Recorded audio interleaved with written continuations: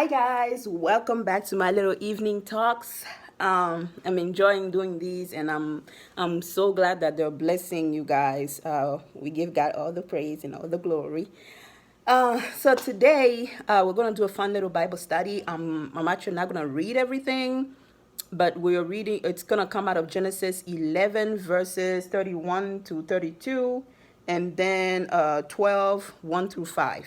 I'm not going to read it, but I know you all love the Lord, so you're going to read it yourselves, right? You're going to open your Bible, you know, take the dust off and read it. Anyway, so it's about the story of Abraham, but I want to focus on a specific part. We all know the story of Abraham. He was in his home country called Ur of the Chaldeans, which according to Google is present-day Turkey. And God visited him, and God told him to go to a land that he will show him. Abraham was living there with his family, of course, and God told him to leave the country, leave his people, and leave his household, meaning his family, his relatives, and go to Canaan. I always thought that when God spoke, Abraham just went, right? Just went straight to Canaan, like we've all been told. But apparently, there was a little thing that happened in the middle that I never actually paid attention to till recently. So when Abraham left Ur of the Chaldeans, which was his original country, God told him to go alone, but he didn't. He went with his dad, his wife, and his nephew, right? But they didn't make it all the way to Canaan.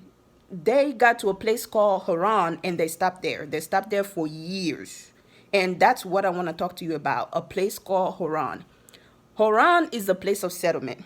It's the place that you were not originally going to, but you got to, and things got comfortable, so you stayed there.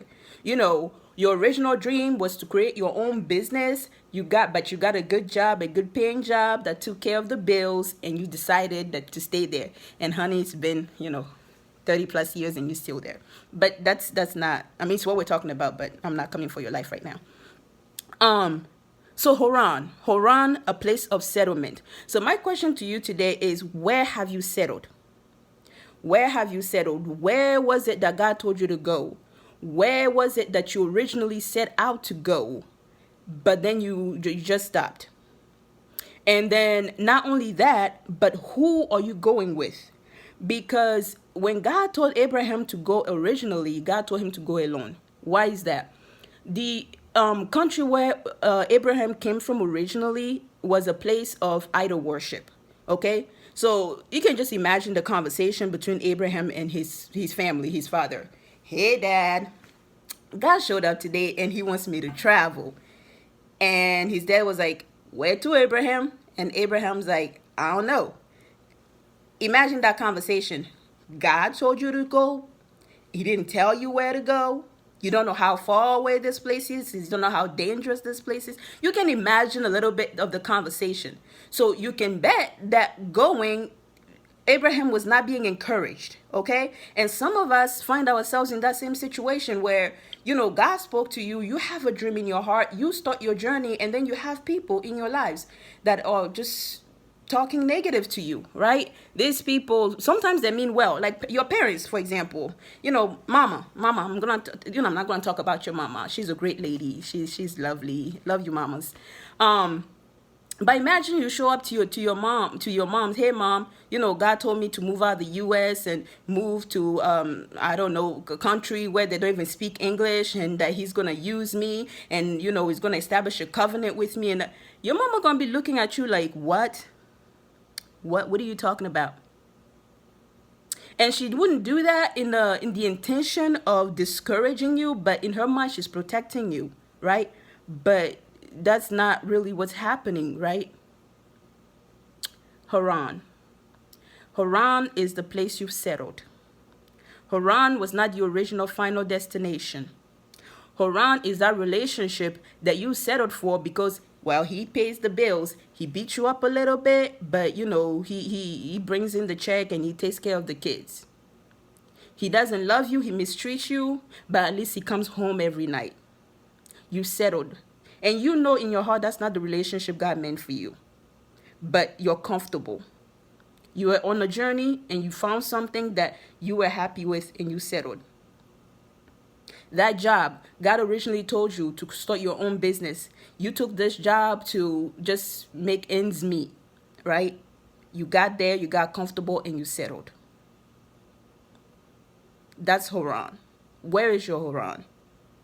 For me, God made me understand that for mine, it was my spiritual journey, right?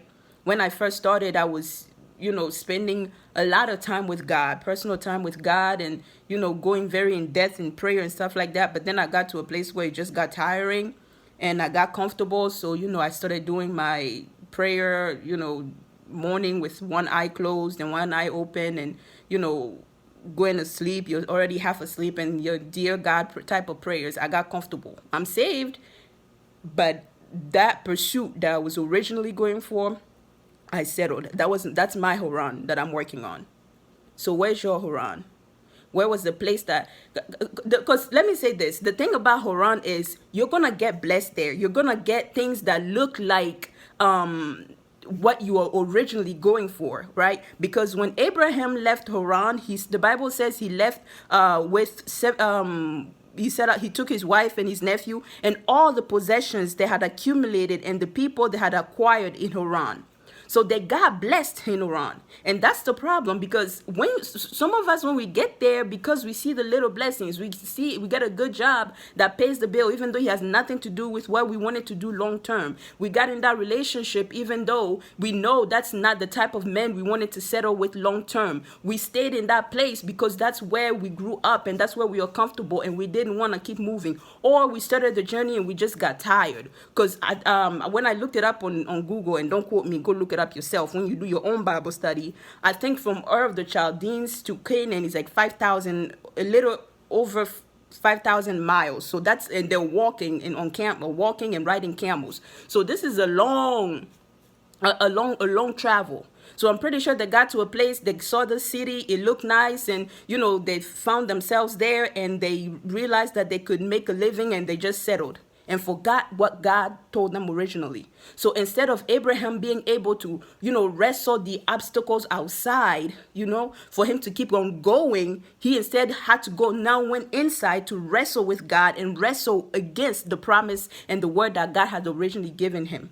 And because, again, he was with people that he wasn't supposed to be with, these people were discouraging him. These people were weighing him down. These people had a mindset of things in the past, mindset of idol worship. These are the type of people that they had their own lives and things didn't turn out the way it was supposed to turn out, and they're projecting that on you. So anytime you come up and try to tell them that you have this big dream to do this, they're the ones talking negative to you. What? Girl, you want to open a business and you can't even make ends meet? Girl, you want to get a better man? Girl, don't worry about that. The one you have right now, he's taking care of you. Settle. He's fine. Just deal with it. Why are you always trying to, make yourself bigger than you are? Oh, God talked to you, so now you think you're holy. You think you're so good that God will come speak to you. I'm your mama. I'm your daddy. I'm your brother. I've been here this whole time. How come God don't speak to me? You're the good one that God's. These are the type of things you're gonna be hearing when you're with people that you're not supposed to be with. It doesn't mean that you're supposed to be in discord or in fights with these people. They're just not meant for the journey that God is setting you on. And those are the people that will usually bring you to Haran, bring you to a place of settlement, bring you to a place of comfort. They're not going to be the ones to encourage you to go for the unknown, even though that's where the ultimate blessing is. So tonight, my question again, where is your Haran? Where have you settled? Do you even remember your original destination? No, you don't.